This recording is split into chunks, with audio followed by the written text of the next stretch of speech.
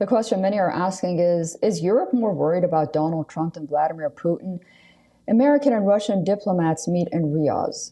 The coming together has caused lots of unease in Europe, which feels it's been sidelined, and Washington's moves are further emboldening Moscow. Our next report brings you the latest.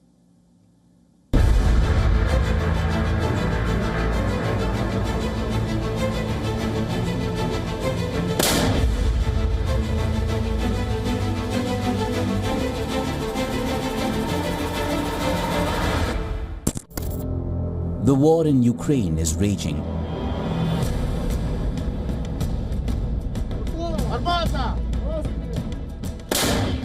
Europe stands at a crossroads. NATO faces its biggest test yet. Will the US abandon the security pact? There's a growing concern that US President Donald Trump may scale back or entirely withdraw American troops from Europe, particularly the Baltics, where it has more than 5,000 soldiers. Trump's willingness to consider withdrawing troops from Estonia, Latvia and Lithuania has sent shockwaves across the continent. European officials see this as a major security risk.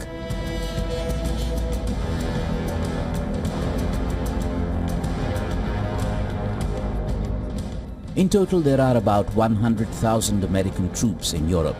The US also has an estimated 100 B-61 nuclear gravity bombs that are forward deployed at 6 NATO bases in 5 European countries. The implications are stark: a potentially weaker NATO, an emboldened Russia, and deepening rifts within the European Union over how to respond. Moscow, which has the upper hand on the battlefield, is now demanding that Ukraine should be a demilitarized, neutral state outside any alliances. The future of Ukraine needs to be a demilitarized, neutral state, not a part of any blocs or alliances, for as has already been acknowledged by a US colleague, now specifically President Trump. It is indeed the prospect of the entry of Ukraine into NATO which triggered the crisis. And I think that this is now clear to all. Kyiv is rejecting these conditions, warning that without security guarantees, Russia could launch another invasion, a sentiment echoed by European leaders. And I'm prepared to consider committing British forces on the ground, alongside others, if there is a lasting peace agreement. But there must be a US backstop, because a US security guarantee is the only way to effectively deter Russia from attacking Ukraine again. The most important thing about this meeting tonight is the need for all of us to step up when it comes to our spendings on defense. Russia is not only a threat to Ukraine, but all of us. So we need to scale up and we need to speed up. An emergency meeting in Paris saw European leaders scramble for a united response, but Germany rejected calls by France and Britain to send troops to Ukraine. As European leaders grapple with their response, options range from dramatically increased defense spending to reduce US dependency to providing direct security guarantees to Ukraine. Yet each proposal faces resistance, highlighting the challenge of forging consensus in a fragmented Europe. Bureau Report, WION World is One.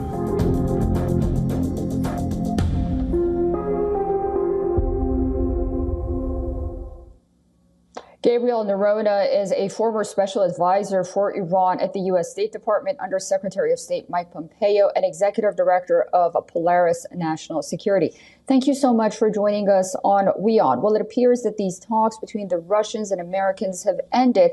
What are your thoughts as both sides are giving statements that they were fruitful to a certain extent? Look, this is the first senior level meeting between the United States and Russia in 4 years. It's also the first time that this new national security team from President Trump is actually meeting with the Russian delegation. So the first thing that they were doing was really building a sense of ability to have a bilateral relationship again. They were addressing issues at each other's embassies in their respective capitals, but then also trying to lay a path forward for talks there. Both sides are going to appoint senior negotiators, and they're building a track towards the ability to have a senior level meeting between President Putin and President Trump. That is going to come soon. Again, this is just the first step of negotiations, and there's a lot more to come where it's going to get a lot more difficult once the demands from both sides come into play. And what about Vladimir Zelensky of Ukraine? How concerned should he be, or should he rest assured?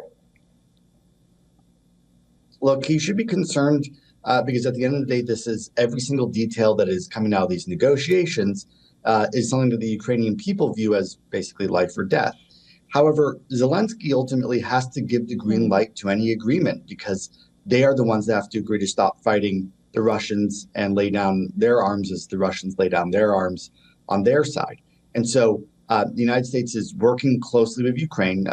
Special Envoy Kellogg is coordinating their side, and then you have the separate negotiators talking to the Russians.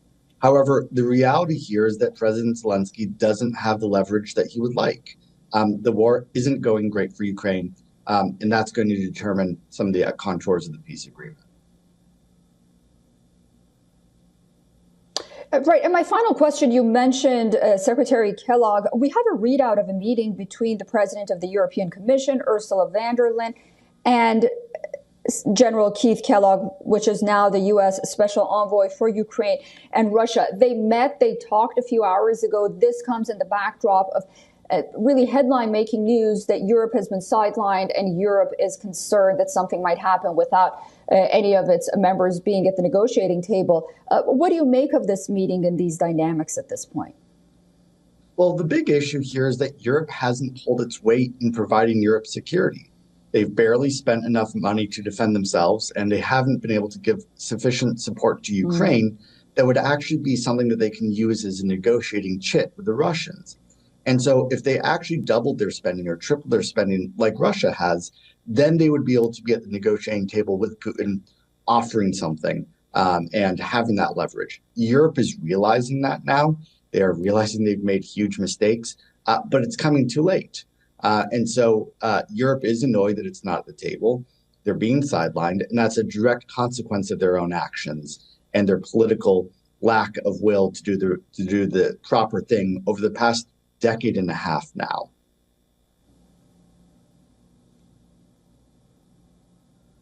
Yeah, that's so valid. Mr. Gabriel Noronha, thank you so much for joining us on WION this morning. I look forward to speaking to you again soon. Thanks for having me on.